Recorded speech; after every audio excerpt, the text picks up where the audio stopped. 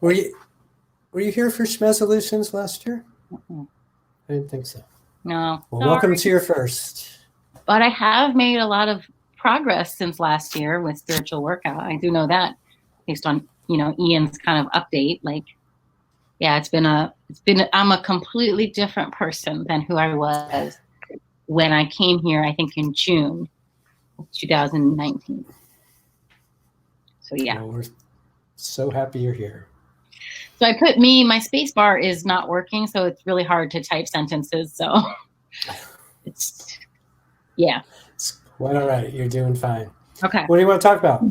So since I was stealing stuff from Petal, I just kind of following up on what we talked about this afternoon, going with the flow, embracing intuition. So I just wrote, as you guys were talking, some things as the very first iteration. Going with flow, and what else did you say? Embracing intuition. Okay. That's the name. It's all one thing. Got it. Okay. I sink into my intuitive depths. It's easy and fun to rely on my intuition. I love being guided by spirit. I love that spirit connects to me, that I can access them. I love that they love me. I am relaxed as I am gently supported by the universe. I embrace my energetic sensitivity. I love my psychic gifts and use them to help others, and I allow my abilities to grow. I feel empowered by my abilities.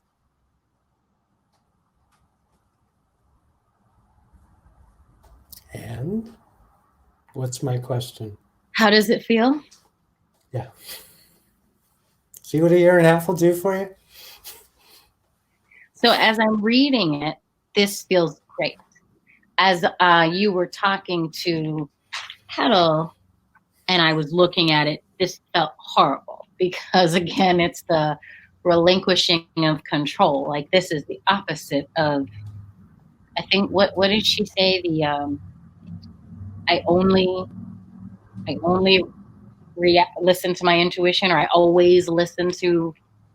I always act on my, and I was like, no, that's not going to be for me on here, because I still need that analytical part of me for my job functions and things like that.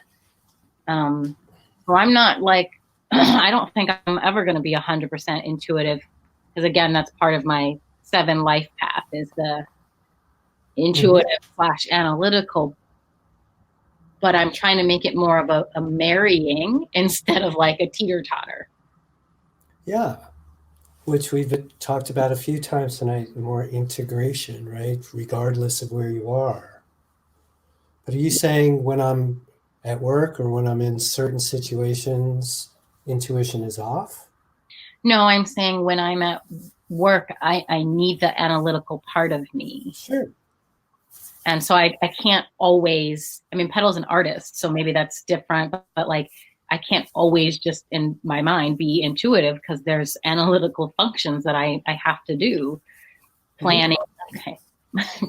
All right. Yeah. Dog not like, she wants me to move. Billy wants to say hi. I'm sorry. She's just like, I want to do big things too. Zoe. So she's like pushing the pill. Anyway. So we arrived in 2020, right? She did. That is right. She's a complete miracle. Trying to push her. Okay. Back. So I can't just always be intuition, because there's. You don't have to be. It's about what you want. Okay. Well, that's what I'm saying. I'm like, I can't always do that, but I think it's more of like, can I be 50-50 as far as like embracing this intuitive side and developing it? And so to me, acting from intuition doesn't preclude an ability to be analytical if and when I need or want to be analytical. But that's just me. And there's also a bit of a rub in, I think, separating parts of ourselves. There's something about that always doesn't fit for me. I am who I am wherever I go. Oh, over here, I need this skill. Over here, I need this skill. Over here, I need this skill. I'm a multi-skilled person. I have a lot of interests, a lot of things. I'm also very intuitive. I love to go with the flow. I mean, I feel like it's more of like my analytical nature has always driven like 95% of my functioning, and my yeah, intuition was 5%. And so what I'm right. trying to do is make it 50-50, not say like, oh, I have to be this or I have to be that, but that Hmm. it's balanced. Yeah. So the balance sounds like the intention, just like a work-life But that balance. I guess the balance to me, like if it's like this, then I have to allow my intuition to grow and I trust it more and I'm being guided by it more. And the more that I Yeah. pump this up, the more the scales naturally balance rather Yeah. than making like, oh, I'd like to focus on balance. If I focus more on trusting my intuition, it will automatically balance because the analytical is already there. I don't Yeah. have to beef that up. Right. That makes sense to me. So Nick's saying That's again, the it's not analytical mind. Like, mutually. let me break it down for you with scales and weights, and like that's already there and abundant. Yeah. But what does it feel like to just know that whatever skills you need wherever you are, you have them?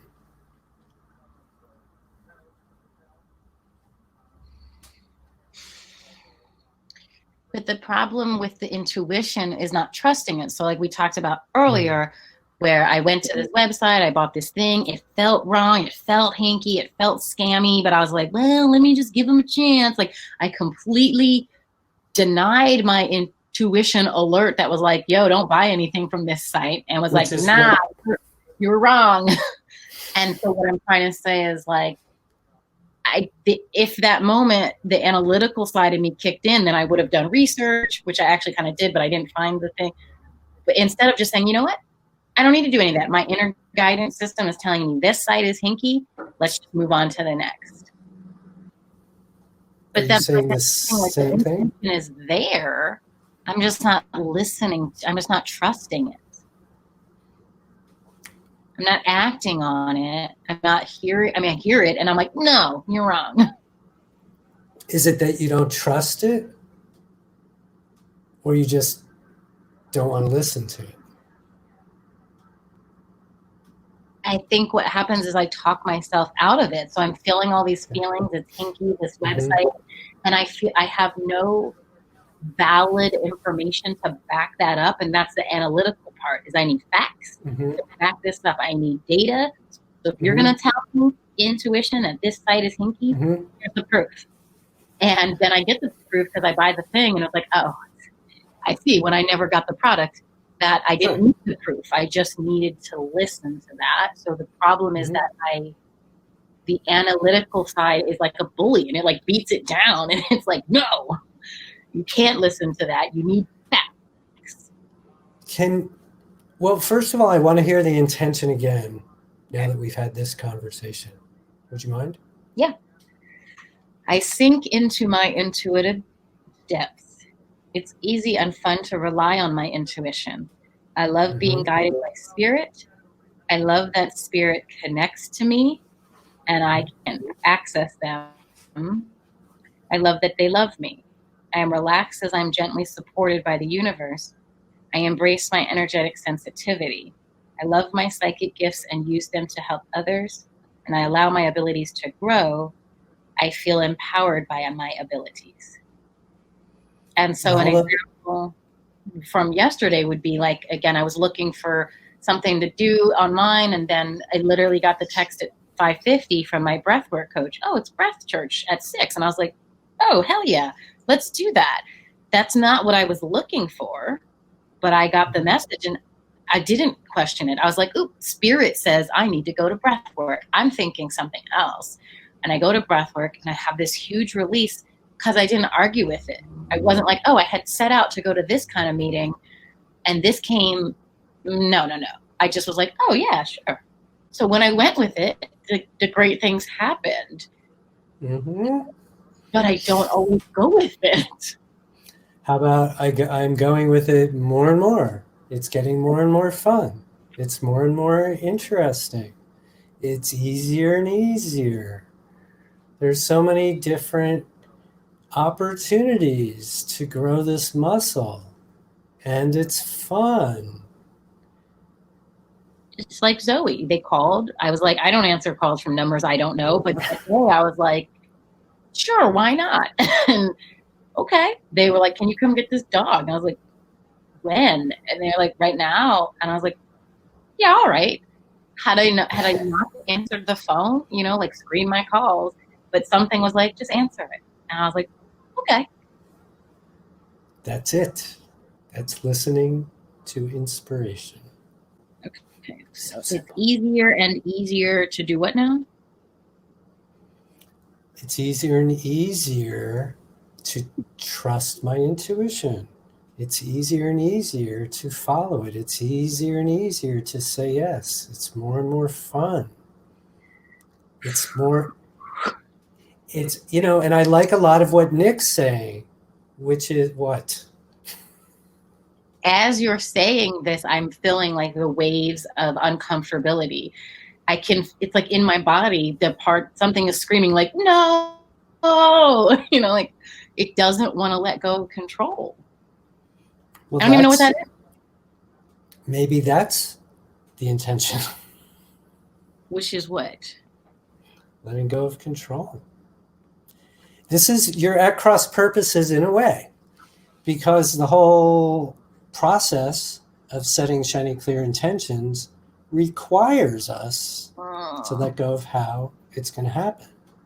So if, as you have been doing, more and more experience with intention setting is leading you to this idea that control is a bit of an issue, gas pedal brake, gas pedal brake.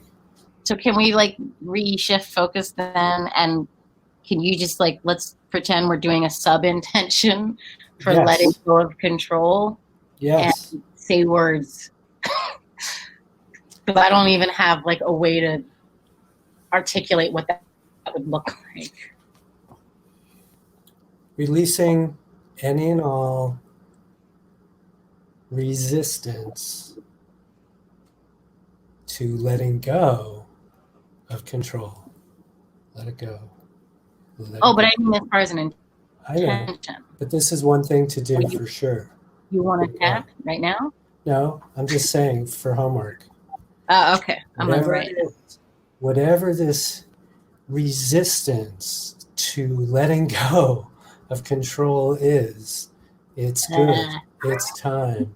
It's safe to let it go. Let it go. So that's one thing I would be doing if I were you. I literally feel like I'm going to vomit. That's why that is what's coming as you say that. I'm like, I can't. It. And I'm callous and I'm feeling, and I'm saying, good. I'm glad you're feeling like that, because it's obvious that that's what's next. That's what's up. That didn't come up a year and a half ago. It's coming up now. I'm getting hot. You turn the fan on. This is not. Mind and body are connected, people. Just saying. Okay, so can we just... yes, whatever you need. Words for an intention of letting go of control. Mm-hmm. What would those words? I have gained new mastery of the intention setting process. I have reached a point in my evolution where letting go of control is what's called for. It is easier and easier to move into co-creation with the universe. It is easier and easier to allow the universe to do its part. It is What is the opposite of control?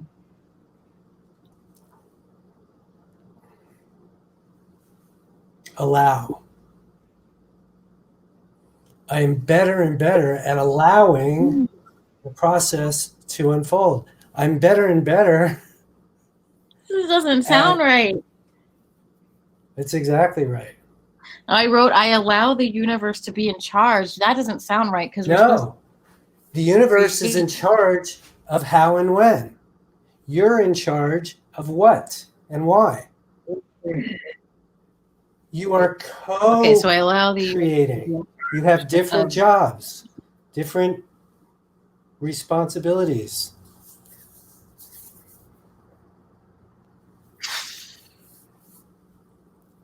Surrender.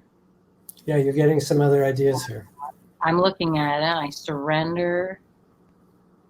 Ugh. This feels really bad. I surrender. I'm so callous in my feeling. I surrender to, I'm going to say, the gentle, loving guidance. No, not guidance. Order or direction. What do you call like all the pieces? We're getting too bogged down. I mean, I trust you'll find the right language, but let's not lose sight of the idea here. Okay. The idea that we're landing on is in order to fully engage the co-creative process, we must recognize the co-part, the part that we don't have to do, our teammate, our partner. And it's super easy because the rules have already been created and laid out for us a very long time ago, and they haven't changed. We're in charge of what and why. It's in charge of how and when. And when we are actively on top of our game, we are in a balanced, co-creative process where everyone knows what everyone's job is. Okay. So I accept support from, allow the good to flow, allow, surrender. How do we say this? I stop trying to be in charge. How do I say this the other way? The other way? Yeah. I keep coming back to I allow. I allow the process. Oh my God. I allow the process to be what it is. You wrote, I'm going with the flow. I'm going with the flow of the process itself. I wrote, I am comfortable being the co-pilot. Beautiful. So the minute you say co-pilot, what are you thinking? I'm on this side. They're technically in charge, but we're doing this together. We're going in the same direction. We have the same goal. I'm not driving, I'm assisting, but we're going in the same place. But they're in charge, technically. They're the pilot. I like co-pilot. Because I think for me, it's like I'm always trying to be the pilot and fighting, like, I want to be in this seat. And that's not working out that great. So I think I can just boil this down to I'm comfortable being the co-pilot. Maybe I love being the co-pilot. I love being the co-pilot. Probably is like Dwight, just boil it down into one sentence. So I just circled, I love being the co-pilot, and I'm going to take Dwight's, boil it down into a mantra, and we'll just go with that. And you guys know, I'm okay with the mantra if you are 100% locked in and sure of the context in which that mantra exists. That's the sticky on the refrigerator. Well, the context for me is that I'm not in charge.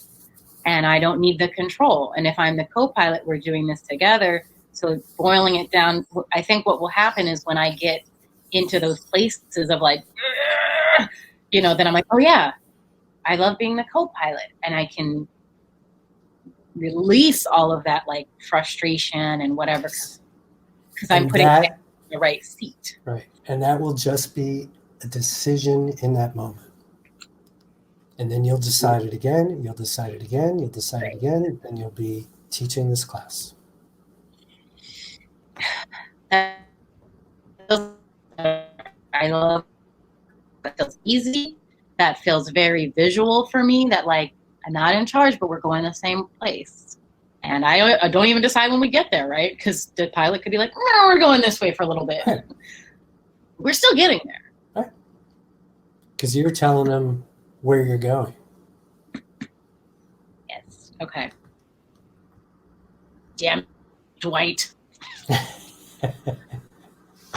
All right. Here's my. All right. We earned that one. Hold on.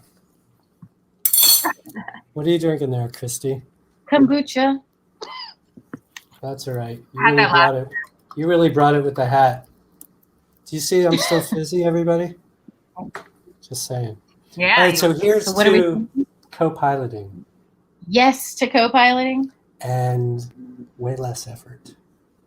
Clink. Clink, clink. Thank you. Thank you.